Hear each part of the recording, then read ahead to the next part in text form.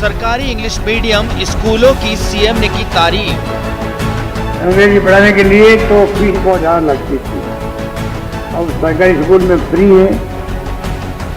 CM Gehlot ने कहा गांव में हो रही है अंग्रेजी की पढ़ाई। हमने कहा 5,000 की आबादी का हर गांव में स्कूल खोल दी जाएगी। इस प्रकार से अंग्रेजी जिस दिन गाँव में घुस रही, सीएम ने कहा बढ़ गया है अंग्रेजी का महत्व। आज मैंने महसूस किया अंग्रेजी का अपना महत्व बढ़ गया है, अंतर्राष्ट्रीय भाषा के रूप में है।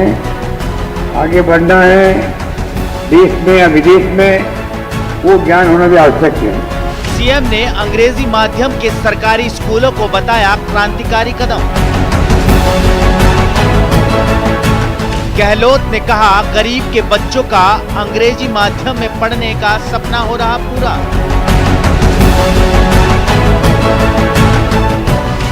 अंग्रेजी माध्यम के महात्मा गांधी स्कूल साबित हो रहे मील का पत्थर।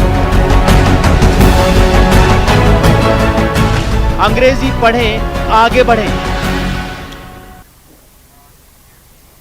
नमस्कार, बहुत स्वागत है आपका। प्राइम डिबेट देख रहे हैं आपके साथ मैं जेपी शर्मा। अंग्रेजी के फायदे इन दिनों चर्चा में हैं, इसमें कोई शक नहीं कि अंग्रेजी ही आज की वैश्विक भाषा है। अब चूंकि हमारे देश में कोस कोस पर पानी बदलता है और 2.5 कोस पर वाणी यानी भाषा तब्दील हो जाने की कहावतें आम हैं, तो एक मानक भाषा के तौर पर अंग्रेजी को ही मान्यता है। ये मान्यता हिंदी को क्यों नहीं मिल पाई, ये अलग विवाद है, लेकिन ये आज के दौर की सच्चाई है कि अंग्रेजी कोर्ट कचहरी से लेकर कॉरपोरेट तक की इकलौती भाषा बन चुकी है। इस नजरिए से अभिभावकों में इंग्लिश मीडियम कॉन्वेंट स्कूलों की तरफ भागम भाग है। सरकारी स्कूलों में प्रवेशोत्सव के बावजूद अक्सर सन्नाटा मिलता है और बड़े ब्रांड्स की निजी स्कूलों में बड़ी बड़ी सिफारिशों का कद भी बौना हो जाता है। महात्मा गांधी स्कूल ऐसे में कितनी उम्मीद जगाते हैं, ये देखने वाली बात होगी। इन स्कूलों में प्रवेश की मारामारी को देखते हुए लगता तो यही है कि महंगे निजी स्कूलों का ये विकल्प बनेंगे। आज प्राइम डिबेट में इस पर चर्चा होगी इन सवालों के जरिए कि क्या महात्मा गांधी स्कूल शिक्षा के क्षेत्र में गेम चेंजर बन सकेंगे, क्या अंग्रेजी माध्यम सरकारी स्कूलों की छवि बदल पाएगा, और हिंदी से प्रेम का मतलब अंग्रेजी से परहेज कैसे बन गया।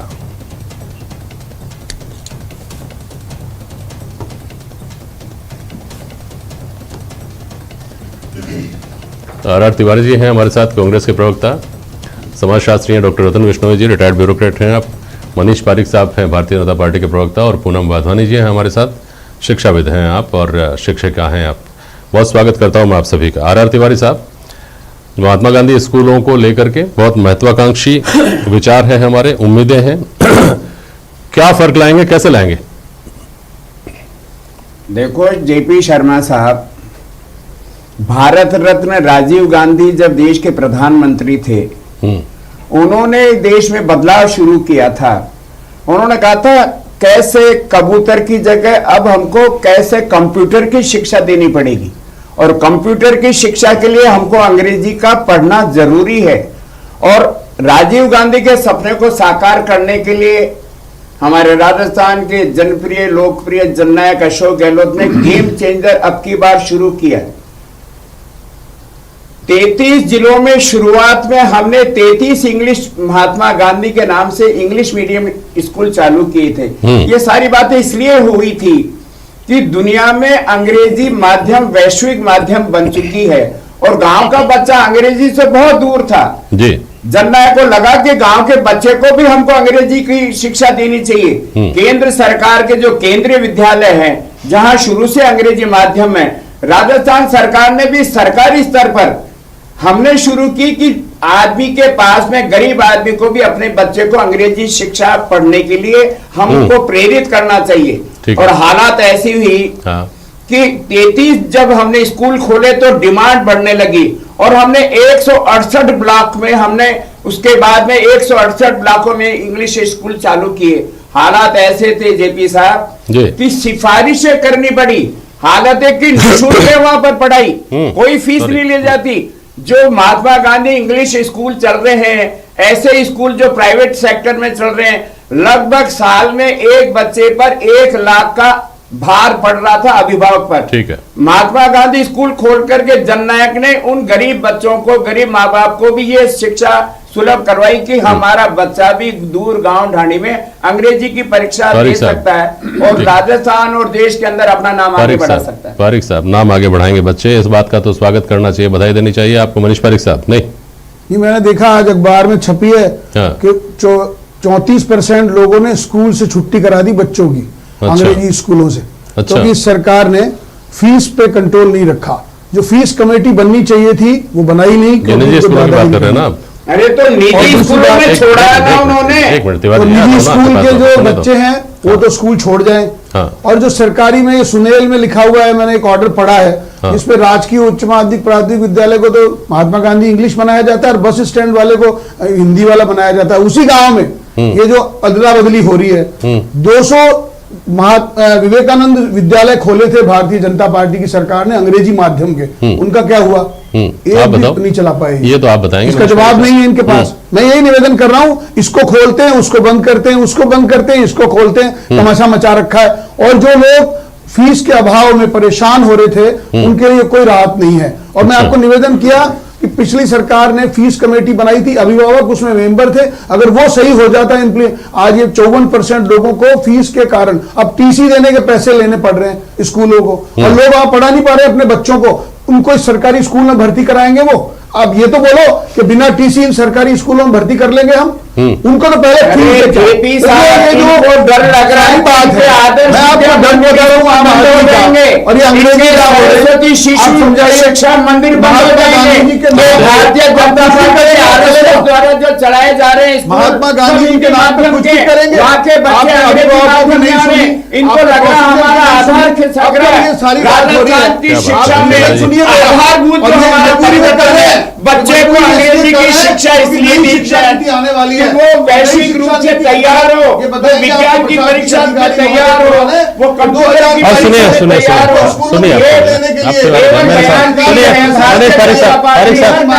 पारिक साहब एक मिनट सुनिए सर। ठीक है सर, एक मिनट आपको खोलना पड़ेगा वो। एक मिनट पारिक साहब अपने सवाल ले लूं। अरे सुनिए तो तिवारी जी, अब आप मेरी बात सुनिए। तिवारी जी सुनिए, तिवारी जी मेरी बात सुनिए, सवाल का जवाब दीजिए ना। उन्होंने कहा मॉडल स्कूल्स हमने भी खोले थे और मेरे ख्याल में 200 मॉडल स्कूल पूरे राजस्थान में खोले गए थे। उन मॉडल स्कूल्स को एक मिनट सुनिए ना, कैसे तो ये महात्मा गांधी, एक मिनट मनीष जी मैं सवाल कर लूं, ये कैसे तो ये महात्मा गांधी जो है वो स्वामी विवेकानंद मॉडल स्कूल से अलग होंगे और कैसे उनसे बेहतर होंगे, थोड़ा सा बता दीजिए संक्षेप में तिवारी जी, फिर मैं आगे बढ़ूंगा।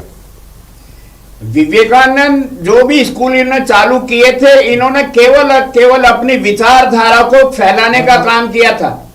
अच्छा, इसलिए राजस्थान की सरकार किसी पार्टी की विचारधारा को बढ़ाने का काम नहीं कर रही। अरे हमने तो यहाँ तक किया जेपी शर्मा साहब, हमने तो प्री प्राइमरी इंग्लिश स्कूल भी शुरू किए, नर्सरी एलकेजी यूकेजी के नाम पर जो निजी क्षेत्र में लूट हो रही थी, हमने तो प्री प्राइमरी स्कूल में भी अंग्रेजी स्कूल खोलने का हमने ऐलान किया।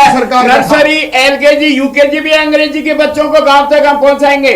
सवाल है कि आदर्श विद्या मंदिर बंद हो जाएंगे, इनके सरस्वती शिक्षा मंदिर बंद हो जाएंगे, इनके विवेकानंद के नाम पर एक विशेष विचारधारा को फैलाने का जो एक कुत्सित प्रयास कर रहे हैं। तिवारी जी, जहां तक मुझे पता है अभी तक स्वामी विवेकानंद विवादास्पद नहीं हुए हैं राजनीतिक हलकों में। स्वामी विवेकानंद को दोनों तरफ बराबर की मान्यता प्राप्त है, चाहे वो राइट विंग हो चाहे वो लेफ्ट विंग हो। अब मेरी बात सुनिए, आप जो बेसिक फर्क है वो ये है कि महात्मा गांधी स्कूल राजस्थान बोर्ड से एफिलेटेड है, जो मॉडल स्कूल्स आपने खोले थे वो केंद्रीय विद्यालय से एफिलेटेड थे।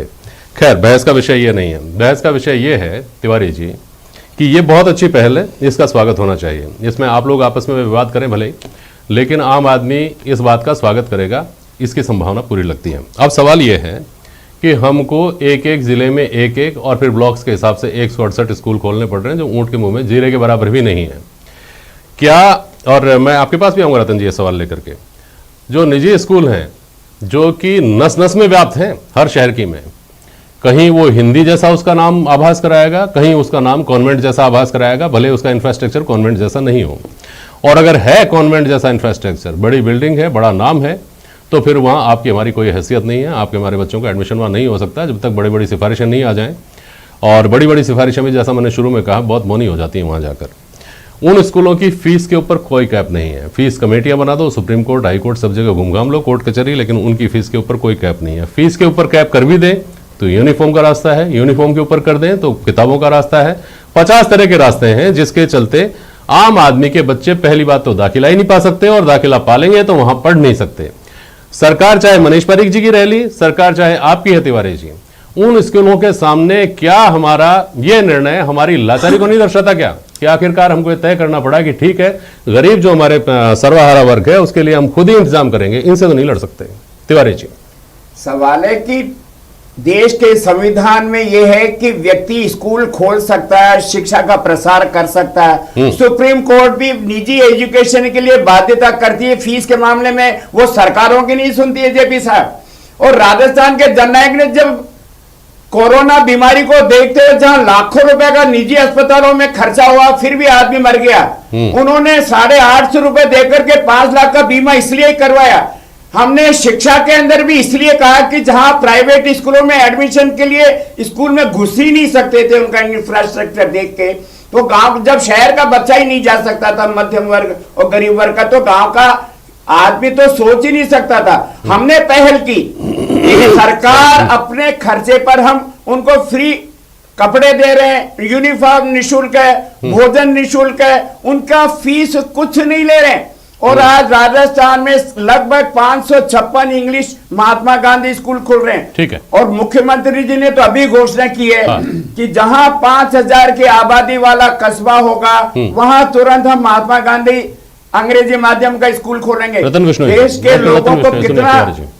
डॉक्टर रतन विष्णु जी, ये इसको लेकर जो विवाद है हिंदी अंग्रेजी के प्रति अपनी अपनी आस्था, अपने अपने आग्रह जो हैं, वो विवाद को 1 मिनट के लिए हम छोड़ते हैं, और जो राजनीतिक रस्साकशी है उसको भी हम छोड़ते हैं समय की मांग के हिसाब से।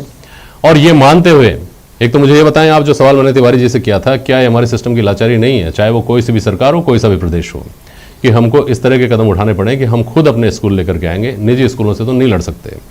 दूसरी बात, जो भी हो, ऐसी स्थिति में अंग्रेजी को वक्त की जरूरत मानते हुए अगर ये फैसला किया जाता है और इस तरह के स्कूल्स आते हैं, देर सवेर इनकी संख्या भी बढ़ेगी, और संख्या बढ़ेगी तो आम आदमी की पहुंच में भी ये स्कूल आएंगे। ये मानते हुए आप एक शिक्षाविद के तौर पर, एक समाजशास्त्री के तौर पर कैसे देखते हैं? जेपी शर्मा साहब, बहुत बढ़िया टॉपिक है, इसमें कई आयाम है। एक आयाम तो ये है कि प्राइवेट वर्सेस पब्लिक सेक्टर, दूसरा आयाम है पॉलिटिकल आइडियोलॉजी का, और तीसरा एक न्यूट्रल आयाम यह कि ग्लोबलिटी के अंदर हमारी लैंग्वेज इंग्लिश के साथ कितना कॉम्पीट कर पा रही है।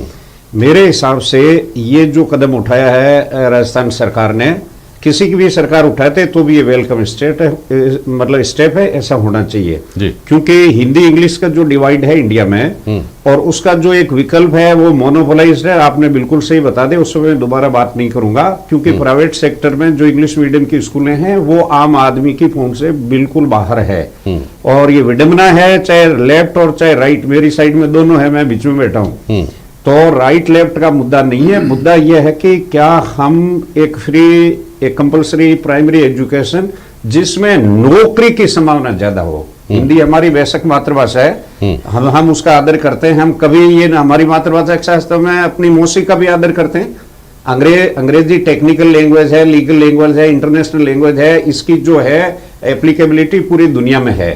तो अगर हमें एम्प्लॉयमेंट के माध्यम से या उसके हिसाब से प्रोग्रेस करनी है तो इंग्लिश को बढ़ावा देने में कोई तकलीफ नहीं है। ठीक है। दूसरा मुद्दा यह है कि अब सरकार ने यह कदम जो उठाया उससे कितना फर्क पड़ेगा। डेफिनेटली ये डिवाइड, हिंदी इंग्लिश का डिवाइड है, अमीर गरीब का डिवाइड कम होगा, मतलब फायदा होगा। बिल्कुल। दूसरी बात यह है कि एक बड़ा क्रिटिकल मुद्दा है कि उसमें सरकारी टीचर होंगे।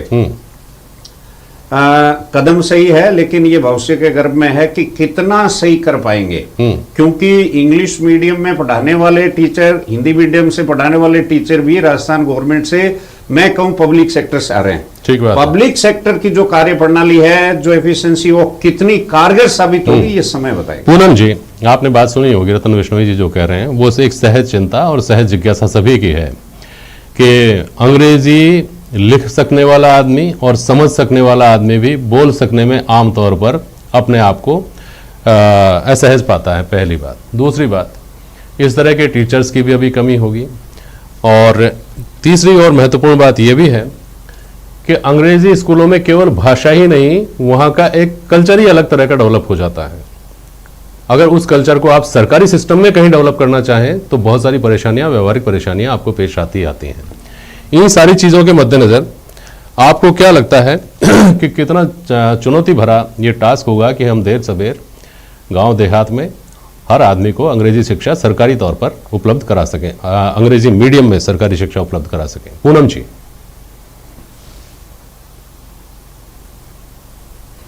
देखिए, सबसे पहले तो मैं ये बताना चाहूंगी कि आम आदमी का एक सपना पूरा हुआ है सरकार के इस कदम से, क्योंकि बहुत सारे पेरेंट्स ऐसे हैं जिनका सपना होता है अपने बच्चों को इंग्लिश मीडियम स्कूल में पढ़ाने का, लेकिन वो खुद को लाचार फील करते थे। तो अगर आप अभी आज किसी आम आदमी से बात करेंगे तो वो खुद को सौभाग्यशाली समझते हैं कि अब वो भी अपने बच्चे को इंग्लिश मीडियम स्कूल में पढ़ा सकते हैं। और सबसे बड़ी बात, जहां तक लाचारी की बात रही, तो पूरा एटमॉस्फेयर, पूरा कल्चर हमारे स्कूल में ऐसा डेवलप करवाया जा रहा है। जो टीचर्स आ रहे हैं, पहले उनका इंटरव्यू लिया जाता है, उसके बाद इन इंग्लिश मीडियम स्कूल्स में वो टीचर पढ़ाने के योग्य होते हैं। और रही बात कल्चर की और स्पोकन इंग्लिश की, तो देखिए यहाँ भी बिल्कुल वैसा ही माहौल बनाया गया है कि बच्चे रूटीन में भी इंग्लिश में बात कर सके। स्पोकन इंग्लिश पे पूरा जोर दिया जा रहा है। और आप ये समझिए कि ये जो स्कूल्स हैं, school for people and school of the people, मैं ये कहूंगी कि बहुत सारे माँ बाप का सपना सच हुआ है सरकार के इस कदम से। और एक छोटा सा मैं आपको एग्जांपल दूंगी कि मेरे यहाँ जब एडमिशन प्रोसेस शुरू हुआ तो मात्र 70 सीटें थी, और उन 70 सीटों के लिए जो फॉर्म्स आए थे वो 2600 फॉर्म्स आए थे। देखिए, ये बहुत बड़ी बात है कि आज कितना ज्यादा जो पेरेंट्स हैं जो चाहते हैं कि हम अपने बच्चों को इंग्लिश मीडियम स्कूल्स में डालें, और ऐसे इंग्लिश मीडियम स्कूल्स जहां एजुकेशन फ्री है, फीस नहीं है, उनकी बुक्स फ्री है, यहां तक कि उनकी जो यूनिफॉर्म है वो भी फ्री है।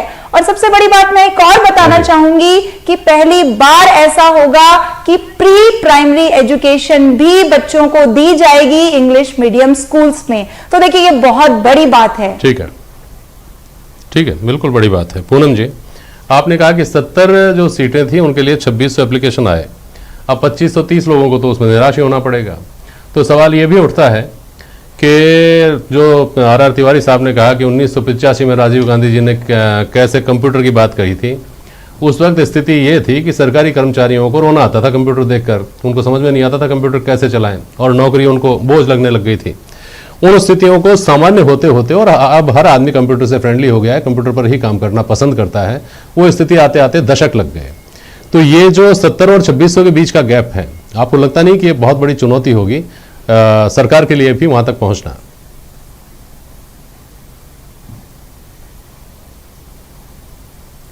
देखिए, ये चुनौती के साथ साथ आप ये समझिए ये एक मोटिवेशन है सरकार के लिए कि कितना रुझान है जनता का अंग्रेजी माध्यम स्कूलों के लिए। आप इसे एक मोटिवेशन समझिए चुनौती के साथ साथ। मैं ये कहूंगी कि ये एक मोटिवेशन है हम सबके लिए कि किस तरह से, देखिए अभी जो एडमिशंस भी हुए हैं उनमें 40 से 50% स्टूडेंट्स ऐसे हैं जो प्राइवेट स्कूल से हमारे पास आए हैं।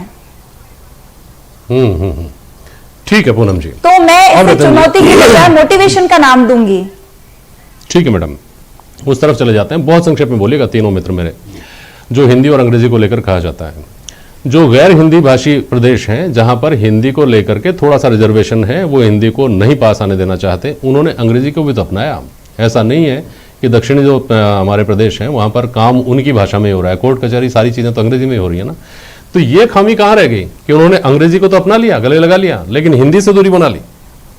इसमें शर्मा जी, जहाँ तक मुझे लगता है कि हिंदी एक क्लिष्ट भाषा रही है, अंग्रेजी एक इंटरनेशनल लैंग्वेज है, एम्प्लॉयमेंट के साथ इसका लिंक ज्यादा पावरफुल है। और अंग्रेजों का शासन अपने यहाँ रहा, बहुत सारी चीजें रही। हाँ जी। और कुछ ऐसी लिमिटेशंस भी रही प्रैक्टिकली कि हम लोग इसको आगे नहीं बढ़ा पाए। तो एक ये मैं मानता हूँ कि अपने इंडियन स्टेट की कमी है, इसको करना चाहिए। एक दूसरा मैं ये और कहना चाहता हूँ कि